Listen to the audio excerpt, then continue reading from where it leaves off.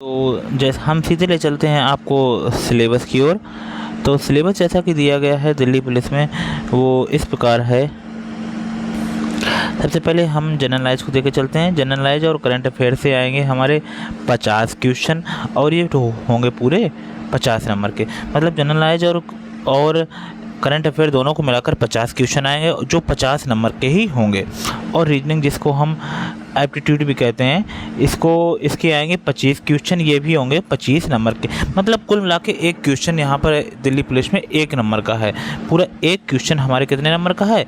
1 number का है। अब हम अगले टॉपिक में चलते हैं, वो है न्यूमेरिकल एबिलिटी अर्थात मैथमेटिक्स, या हम सामान्य भाषा में कह सकते हैं अंगणित।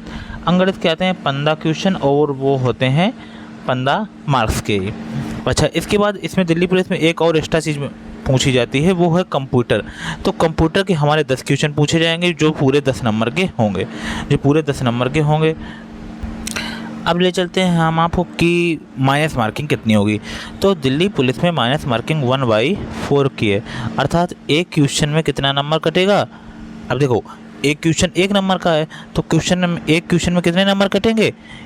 1/4 अर्थात 0.25 की माइनस मार्किंग होगी। यहाँ पर देखो दिया गया है 0.25 की नेगेटिव मार्किंग होगी, अर्थात अगर आप 4 क्वेश्चन गलत कर देंगे तो आपका एक सही उत्तर गलत माना जाएगा। और इसके बाद हम चलते हैं आगे। ये पूरा जो एग्ज़ाम होगा वो हिंदी और इंग्लिश 2 मोड पर होगा और ये कंप्यूटर बेस्ड एग्ज़ाम होगा, मतलब CBT होगा। ये कंप्यूटर पर होगा, पूरा ऑनलाइन परीक्षा होगी। और टेंटेटिव आंसर की for the computer based examination which be placed on the commission website after the examination. तो जो हमारी टेंटेटिव आंसर की होगी वो एग्ज़ाम के बाद ऑफिशियल वेबसाइट पर शो होगी। चलो वो तो नॉर्मल बातें होगी। अब हम देख लेते हैं कि डिटेल सिलेबस में क्या दिया गया है। डिटेल सिलेबस की ओर चलते हैं हम। जनरल नॉलेज में दिया गया है और करंट अफेयर में question in this components will be aimed at testing the candidate general awareness. मतलब जो हमारा सामान्य जानकारी है उसको आधार रखते हुए हमसे क्वेश्चन पूछे जाएंगे। इसमें होगा हमारे हिस्ट्री, कल्चर और जियोग्राफी, इंडियन इकोनॉमी, और हमारा होगा general polity, Indian constitution, scientific research. ये इन आधार पर क्वेश्चन होंगे और इसी आधार पर करंट अफेयर भी हमारी दी जाएगी। अब रीजनिंग की ओर ले चलते हैं। रीजनिंग में भी हमारे नॉन वर्बल, कोडिंग, डिकोडिंग, कुल मिला के ऐसा कोई टॉपिक नहीं है जो हम दैनिक के जो कॉम्पिटिटिव एग्जाम की तैयारी के लिए पढ़ते हैं वो ना हो। तो रीजनिंग भी हमारी पूरी हो गई। अब हम ले चलते हैं मैथ की ओर। तो मैथ की ओर ले चलते हैं। तो मैथमेटिक्स में भी हमारे वही क्वेश्चन होंगे जो हमारी सामान्य अंकगणित में पाए जाते हैं, जैसे कि नंबर सिस्टम, संख्या पद्धति, कंपोजिशन ऑफ होल नंबर्स पूर्ण संख्याओं के लिए, और डेसिमल, मतलब ये नॉर्मल आएगी हमारी। ये टॉपिक्स हमारे दिए गए हैं। Average, interest, profit loss, discount, mensuration, time and distance, relation. तो ये हमारे कुछ टॉपिक हो गए जो हमारी मैथमेटिक्स से पूछे जाएंगे और कंप्यूटर के भी टॉपिक हमारे अलग से दे दिए गए हैं।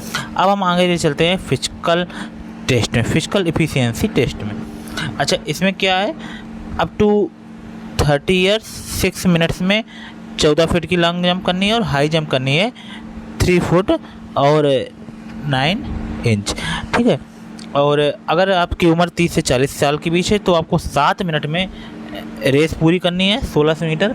और ये 13 फीट आपको लॉन्ग जंप करनी है और 3 फीट 6 इंच हमें हाई जंप करनी है। अगर आपकी 40 साल से